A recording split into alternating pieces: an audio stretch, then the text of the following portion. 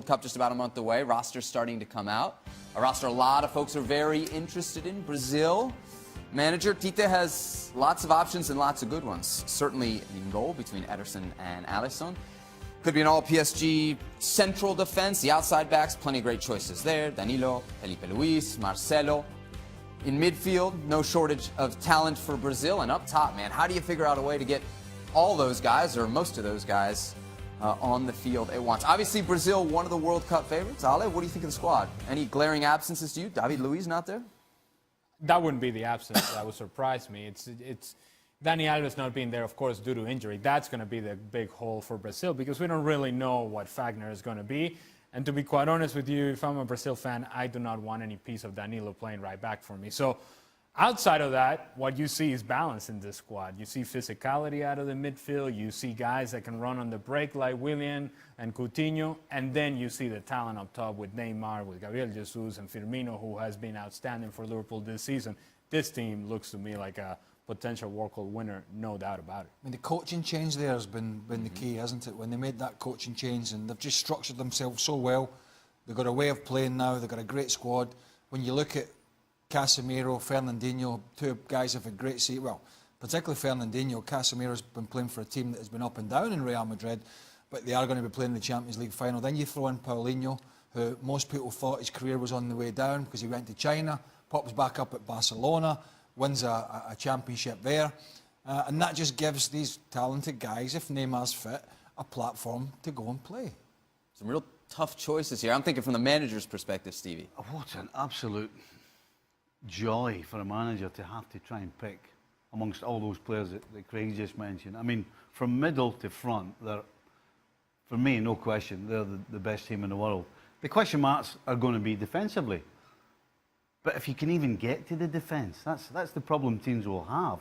Not only are they exciting going forward, but the strength they have in the middle of the park and the goalkeeping situation. I mean, what a choice! Ederson and Alisson. I mean, it's fantastic. So if they can sort out any sort of defensive shape and strength, everybody else is in trouble. But that's what they've been getting with Tite, that defensive solidity. A team that now put some stress on defending. If you're going to have Casemiro and Fernandinho out of the midfield, because those guys are going to cover the ground and they're going to be physical and they're going to win balls for you, and then that creates that platform that Craig was alluding to.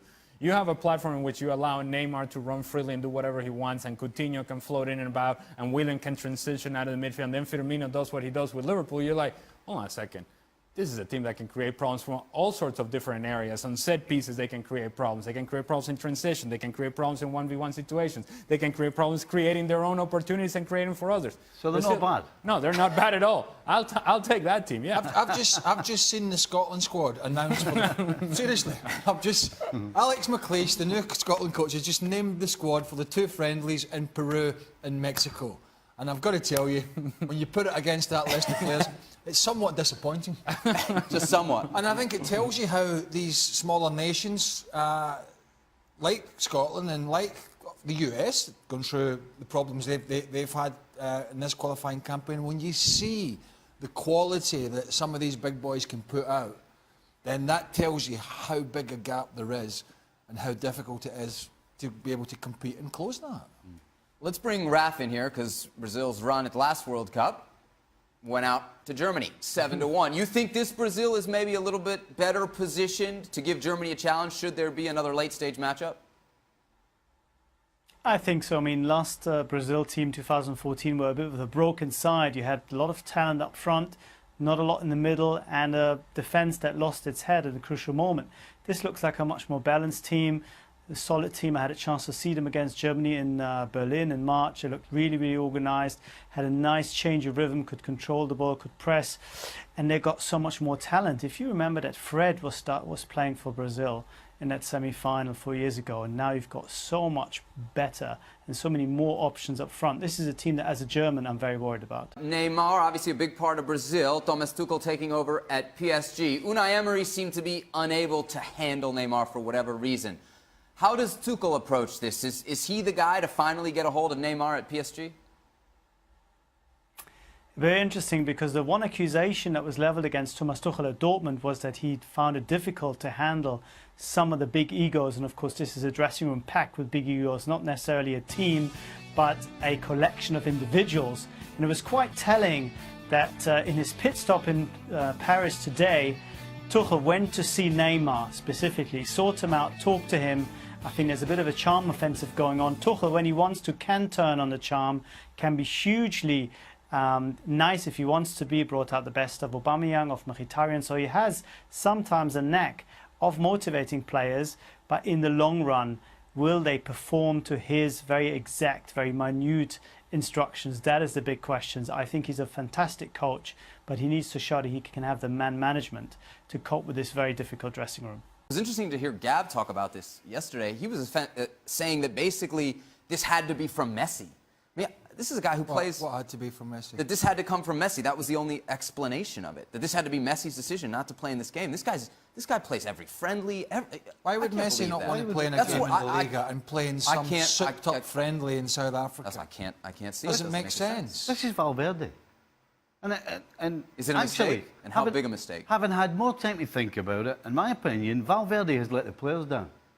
You go and ask any of those Arsenal players, the Invincibles, how when they look back now, how incredible going through the season undefeated is. I blame Valverde for making so many changes, thinking they can just turn up and beat anybody with the squad they have, and they have the chance to make history. I think Valverde, more than anybody, should carry the cam for this. Craig, is there some Barcelona arrogance here? Would depend what the actual reason was. If it is just leaving players out for a friendly, then possibly. I don't get all the drama about this, to be honest. They've won the league. You know, if you're a Barcelona fan, right? Right. And you know the rivalry between Real Madrid and Barcelona. Oh, if you're a Barcelona fan, you've got the opportunity to get the biggest one-up on them, particularly with them in the Champions League final. I mean, if you're a Barca fan, you must be tearing your hair out. It could be a big swing, right? You could have gone from league unbeaten, and let's say Madrid loses the final, to now you've lost that Even if they win the final, title. all right, you've won the Champions League. We've won the Champions League as well. But guess what? You haven't been a season undefeated. As you see on the graphic, still the longest unbeaten streak, but I don't know. It seems It doesn't count anymore. Yeah, it's a wasted opportunity, and a wasted opportunity for greatness, to be unique, to be one of a kind. Yeah. And those things just don't happen very often. 2004 Arsenal, the way this Man City team would play, Arsenal were a powerful side. Physical, powerful, quick, talented. There's not as much physicality about Man City, but there's a hell of a lot of quality.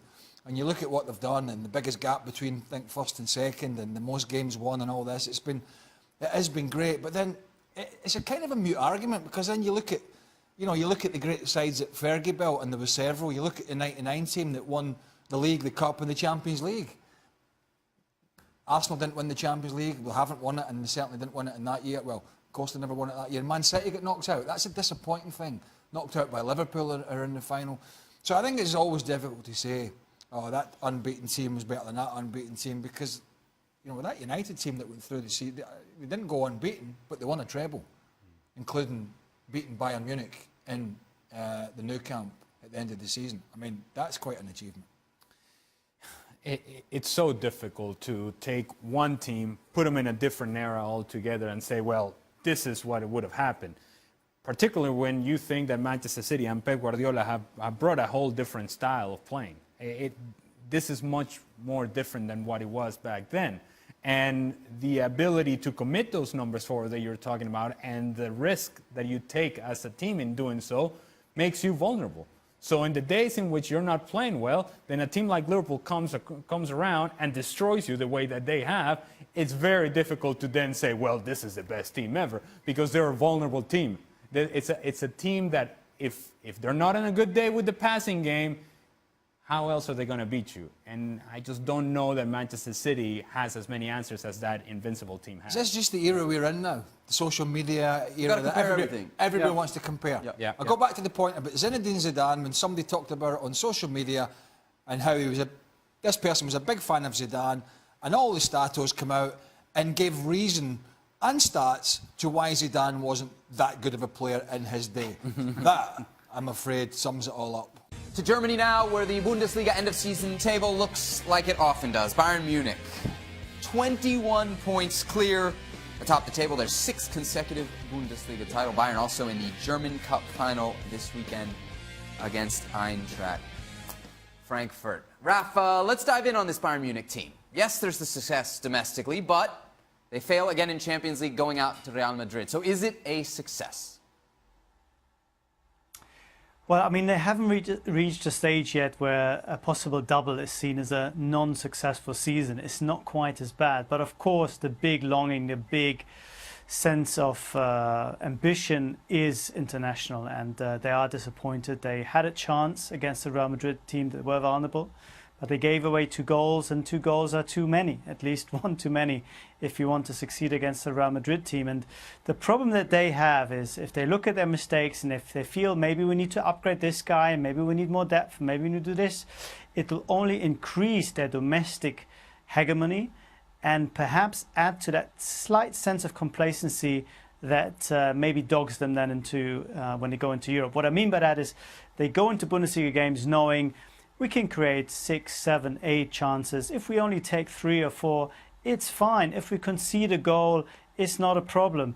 When it gets to Europe, when it gets to the semi-final, that mentality doesn't quite cut it. And there's no easy way to get around this unless a new Borussia Dortmund comes back or the old one reappears and pushes them much harder. Raf, you got to explain to me what Arjen Robben is complaining about. He's unhappy with how titles are celebrated in Germany. What's he going on about there? Well, what's happened since 2013 is that Bayern have won the Bundesliga very early. So the instructions from the coach has always been, let's not party, we have a cup, we have a Champions League, we have to wait till the end of the season. Now, by the time Bayern then get knocked out in the Champions League, for example, then you suddenly push a button and say, let's celebrate the championship. And it feels a little bit forced. It doesn't feel as genuine. And Robin was saying, you know, you win the championship, that moment is the moment you should celebrate. Let's be a bit more spontaneous. But my sense is that Bayern as a club feel that there's always something else to win, and they don't really want that. Stevie, you agree with Robin here? Oh, 100%. Yeah, when that final whistle goes, He just wants a beer. Yeah. What are they doing? It's not about the trophy. It's not about the trophy. I'm not waiting. I won't argue with that. But when that final whistle goes and the game that you win it on, that's when you should get the trophy, because anything after that, it's just made up. You're trying to look as though you're enjoying yourself. I mean, you've seen them running around there throwing beer. They're kind of bored. They're not doing it through any sort of real enjoyment and we'll win the league title. They're filling in time, and it's just false. This is elite team sort of problem. When are we going to celebrate our championship? I mean, I understand your point, but it's kind of like, honestly, Arjen, there are a whole lot of things that you got to concern yourself with, which, by the way, maybe getting past Real Madrid would be one of them. I tell you what, you won MLS Cup, right? Yeah. Right. If they said to you, by the way, we're not going to have the trophy celebrations now, we're going to wait until 3 weeks' time, and then we can do it. You'd be like, it's not. How is it any different? Well, one's the league, and you still got games to play. The other's the playoff system, But and there's nothing left. The point is that when you win it, you get the trophy, regardless of what it is, right? We can So agree. if somebody said to him, you can wait 3 weeks, I mean, Can we agree that it's first-class problem? how disappointed would you be? Not very, to be honest. Anyway, I Am thought I on a break? Yes. You know, when they have their beer in the celebration or not, I thought Heynckes did a great job coming back in. Super experienced. They were way off the pace, don't forget, when Ancelotti was sacked. He came in clearly, and Raf mentioned this months and months ago on the show, things were not right for whatever reason under a very experienced and a very likeable coach. Heynckes come back in off the back of retiring from the treble in 2013. He galvanised the squad. He got back to basics. He kept it simple. They went on a great run, and they played well in the Champions League, but just faltered to Real Madrid. So all in all, it was a pretty good season when you consider where they were back around October time. All right, welcome into Extra Time. Hashtag FC Extra Time. Best way to get us. All right. A few questions. all right. Hey, all right. You know the crew here. This is a topic that we have not touched on this show. Arsene Wenger. ever? Or No, let's, today? we got the crew in here, but let's start with Raf on this one. Raf, who do you think should succeed Arsene Wenger, and who do you think will actually succeed Wenger? But I think Pep Guardiola should have succeeded Arsene Wenger, but they missed the boat on him as well as on Jurgen Klopp and perhaps Thomas Tuchel. And I think they find themselves in a very difficult market. The kind of coach that they want, I think, has big demands, both monetary and budget-wise, for the new team, and is probably not really to their liking. So they might end up with somebody a little bit untried and untested. Everything at the moment points towards Mikel Arteta being at the very forefront of the contenders list. No experience, but of course an Arsenal background, and highly rated due to his personality, and of course a 2-year stint under Pep Guardiola as his assistant at Man City. Ale, what do you think of Arteta? Does that no experience bother you? Yeah, to some degree. I mean, there is something to be said about leading a locker room, and it's a whole lot easier, and this guys will tell you as well, it's a whole lot easier to be the assistant. You know, players can go to the assistant. He sort of serves as a bridge between the manager and the players, and you're sometimes the player's buddy. Now you get the guy making decisions. You're the one taking a stance, and at that point you're not nearly as popular, because the moment that you leave players off the field, then all of a sudden you're not as likable as you once were, and so handling that transition, I think, is tricky, and only the really good ones make a successful transition at that. Arsenal have been making noises that this is, as Raf said, this is the kind of route they're going to go down. Slightly younger, more long-term, with a big project at hand, and it is a big project. But one of the reasons they're having to go down this route, if indeed this was not their original plan, is because the manager overstayed by a couple of years at least, by being allowed to sign the new contract, and the board couldn't make a decision, and all the managers and others that Raf mentioned there have moved on, and there isn't a plethora at the moment of managers out there available to really revamp this squad with the experience and CV, and that's why they're going to go down probably a younger route and try and work within a, let's be honest, if Arteta comes in, he'll have to work within a budget, because he will not be as forceful as a Guardiola, as a Klopp, as a manager, as a Mourinho, as a manager of that ilk, who would almost force a board in a way to spend money. He would be, a younger guy will be slightly easier for Arsenal to manage in a financial sense. Steve, if you go with an Arteta or a young guy, do you have to give him then the longer leash? I just don't think it works. I don't see how that works. You can tell him you've got a 6-year contract, but if it goes pear-shaped, you're out the door in 12 months. You know, I think Arsenal right now needs somebody. Listen, they're making noises that, and with the Arteta appointment, that would suggest that they want to keep playing the way Wenger played. They want to try and follow in the footsteps of Manchester City. Well, that's okay if you've got the players. They don't have the players. And you got the money, now, right? So right now, they need somewhere in between. I think number one, they need somebody with experience, and I think they need somebody who can work within a budget, but get the most out of his players. And that guy's Simeone. Interesting. Or Sam Allardyce, one of the two. Those are two He's been very different positions. I believe he's being sarcastic. Yes, there. yeah. All right, just letting you Sometimes know. on extra time, I don't Isn't know. it good when you've got to tell somebody Yes. you're being sarcastic? It's just explaining Sam that out. Allardyce has been linked to some big jobs, man. Remember the U.S. national team? Who? He said big jobs. That was for you. You're looking up sarcasm? No, no. All right, so. Definition of. Yeah, you should, by the way. All right, Jatine wants to know, Robin Rooney. and Ribéry are in their mid-30s. This is for Raf. Yeah, how is Wayne Rooney? No, let's not go to Come on. He's just not the right demographic. What's wrong with Wayne Oh, Rooney? my God. Here we go. Nothing's wrong with him. Hey, do you You're live? experienced enough for what? Hey, Steve, do you live in D.C.? No. Well, You don't know the no. fan base. No, you fair don't know. You don't know. To be, that's true. I don't live in Right. DC. How many times do you say, oh, you didn't play, you don't know anything? I tell you that they're walking around the White House now, around the lawns, going like that. Not sure about this Wayne Rooney, but I'm sure that's what they're doing. not sure about this Wayne Rooney GC. Okay, Raf, I got something for you here. Robin Ribéry in their mid-30s, not the players they used to be. They're slow, says Jatine. Yet why do Bayern extend their contract? Why don't Bayern let them go and buy new wingers to rebuild their squad? Bayern getting a little old, a little long in the tooth? Well, they're getting slower, they're certainly getting older, but the idea is to phase them out gradually, keep them in reserve for the time when somebody like Kingsley Coman is injured. I mean, right now, could you have imagined what Bayern's season would have looked like without Coman? No one on the other side as well. Serge Gnabry will come in, of course, but he might not play as an out-and-out winger. I see him more as a kind of a second striker, perhaps even a deeper centre forward. And I think there's still a chance that they might go for another big maybe superstar in the making on the flanks. I think Leon Bailey is someone that will come into contention as the summer moves on. But the idea, I think, is just to smooth the transition for a new coach and keep as much of the team available with the proviso that they are fully aware that they will not get as much game time. That was very much part of the contract, explaining to them you will have to settle for a few games, and I think you can still do much worse than having these guys occasionally on the pitch. I thought Ribery looked one of the most dangerous players in the Champions League against Real Madrid at times. People just ready to move on. I mean, they let Costa go. They got Coman, as Raf mentioned, but I thought Ribery still looked quite lively, to be honest. Is that a good thing or a bad thing, though? What? Oh, you got a guy at his stage of his career who's your main threat.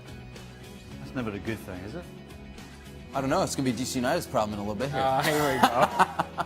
You just can't let it go. You can't I let have it go. trouble letting stuff go What if sometimes. Frank Ribery was coming to DC? I would. Oh, I'd like Frank. What about the demographic? Well, it doesn't have to be a Latin is this player is this to a- reach is the this a Latin racist fan base. thing? No, that's what I'm saying. English, Rooney from Liverpool, Very racist. French, There's a Ribery. There's a big German population In DC? DC, isn't there?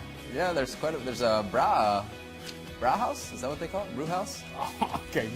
Right on the corner, next to my place. Hold on. Hold on. It's not German. The house? Yeah, it's definitely German. No, Frankie. H-A-U-S? Frankie's French.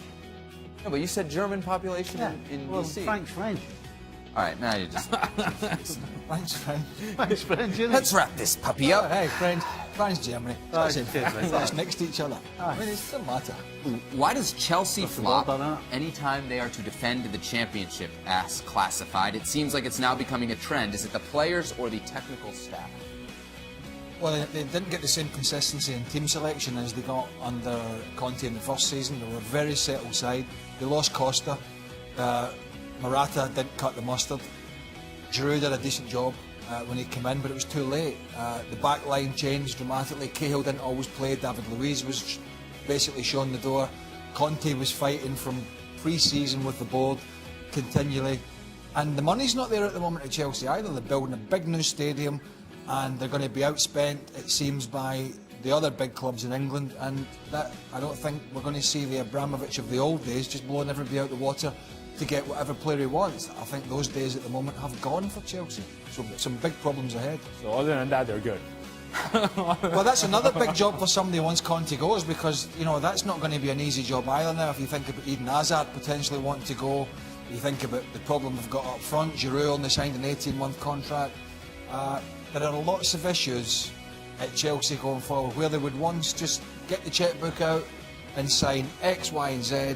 Then there are other teams in England now prepared to spend more for those players, which is a worry going forward. Stevie, you got a vacation coming up? I do, yeah. Where are you going? Anywhere interesting? What's he got to do with you? Wow. Well, it doesn't have anything to do with me, but the viewers might Tell be you what, interested. this happened the last time I was here. Last week it was the same thing. I was getting interrogated about where I was and what I was doing. Because you're a very private person. I'm a very private person. Yeah, I don't like to say Play the too video of him dancing. Show how private, how private Stevie is. He's going to a little island. much. Yes. Called And the the- Isle of Arran. In Scotland. Yes. He'll be wearing one of those Scottish It's a wedding, right? You're the officiant? dress, one of the Sorry? kilts. The officiant.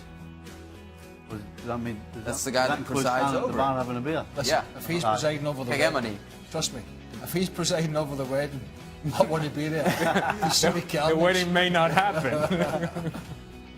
Yeah, Hey, he's going on vacation as yeah. well. You never asked me. So get stuffed. Yeah. You don't care about his vacation, do you? ESPN.